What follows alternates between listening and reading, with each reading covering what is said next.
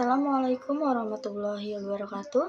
Perkenalkan, saya Wulan Sustiarli dari kelas Manajemen 22A. Di sini saya ingin menjelaskan tentang teknik sampling. Di dalam suatu penelitian ada yang dinamakan dengan sampel dan populasi. Kedua istilah itu sebenarnya memiliki tujuan yang sama, tetapi definisinya berbeda. Populasi adalah keseluruhan objek penelitian, sedangkan sampel adalah sebagian objek yang mewakili populasi.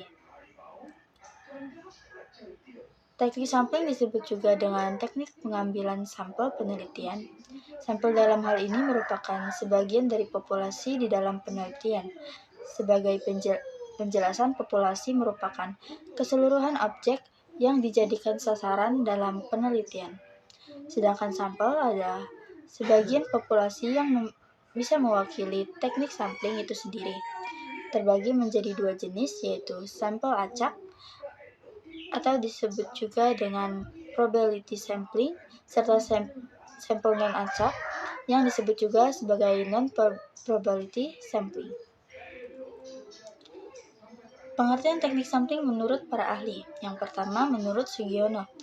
Sugiono menjelaskan bahwa teknik sampling merupakan teknik pengambilan sampel.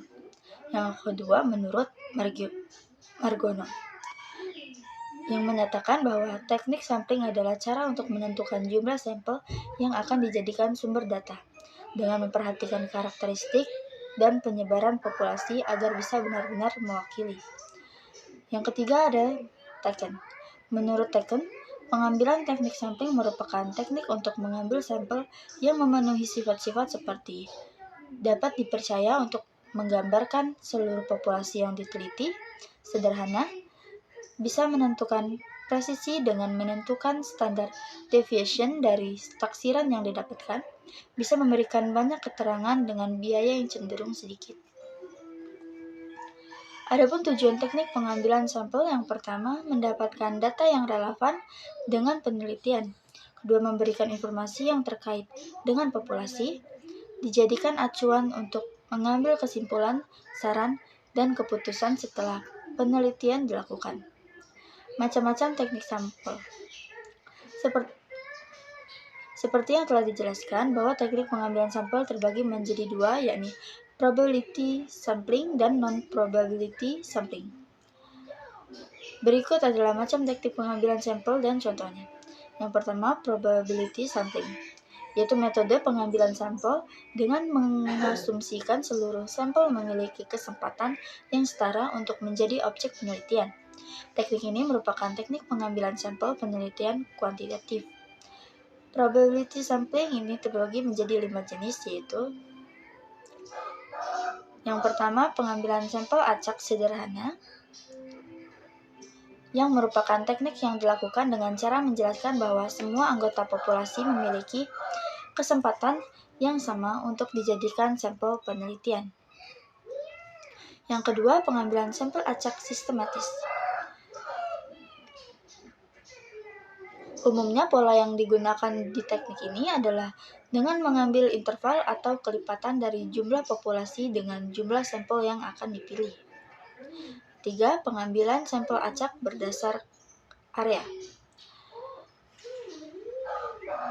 Teknik pengambilan sampel ini ditentukan dengan berdasarkan kelompok suatu wilayah dari populasi penelitian. Teknik ini akan mengelompokkan sampel sesuai dengan wilayah anggota populasi atau tujuan penggunaan teknik. Teknik ini adalah untuk mencari tahu perbedaan yang ada di dalam wilayah tertentu. Kelima, area sampling, yaitu penggabungan antara beberapa metode sampling secara bersamaan dengan tujuan supaya efektif dan efisien.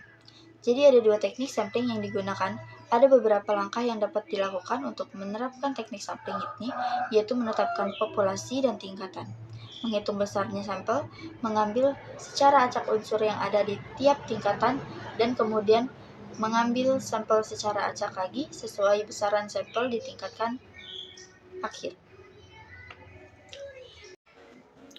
Non-probability sampling.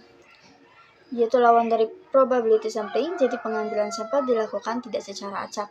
Maksudnya adalah pengambilan sampel tidak memberikan kesempatan yang sama kepada setiap sampel yang dipilih. Teknik ini biasanya dipilih ketika populasi belum atau tidak dapat ditentukan secara pasti. Teknik ini terbagi menjadi 6 jenis, yaitu yang pertama purposive sampling, yaitu penentuan sampel berdasarkan kriteria yang telah ditetapkan oleh peneliti. Penetapan itu dilakukan sesuai dengan pertimbangan yang dinilai dapat mewakili populasi. Teknik sampling tipe ini bisa dibilang menjadi salah satu teknik yang paling banyak digunakan dalam penelitian, sebab teknik ini cenderung menghasilkan sampel yang berkualitas. Hal itu dikarenakan peneliti sudah menentukan sendiri kriteria yang menurutnya akan mempresentasikan populasi. Kedua, snowball sampling, yang juga dikenal dengan teknik bola salju. Teknik pengambilan sampel ini dilakukan dengan cara wawancara kepada sampel pertama untuk mengambil sampel berikutnya dan secara terus-menerus hingga kebutuhan sampel dapat terpenuhi, seperti bola salju yang akan terus membesar juga mengelilingi dari atas ke bawah. Ketiga, accidental sampling, yaitu teknik pengambilan sampel yang sifatnya lebih insidental. Jadi sampel yang diambil sesuai dengan orang yang memang kebetulan ditemui oleh peneliti. Jadi misalnya adalah penelitian terhadap kepuasan konsumen. Peneliti bisa menunggu pembeli untuk dijadikan sebagai sampel penelitian. Keempat, quota sampling. Teknik pengambilan sampel ini adalah dengan cara menentukan jumlah sampel penelitian lebih dulu. Misalnya, dalam sehari peneliti menetapkan harus mendapatkan 10 sampel untuk diteliti. Kelebihan dari teknik ini adalah pengambilan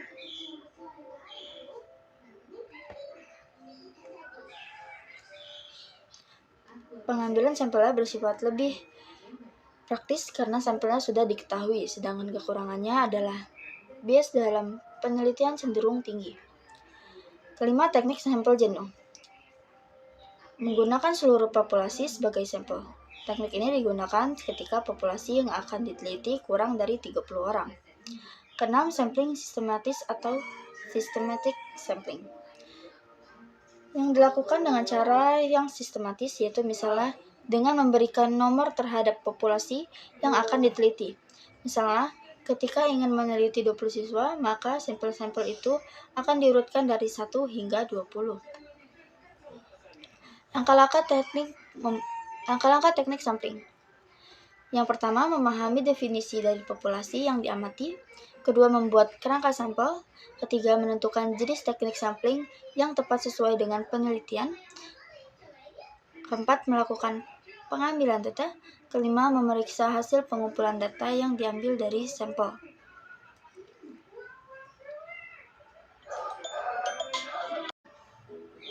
Sekian yang dapat saya jelaskan. Assalamualaikum warahmatullahi wabarakatuh.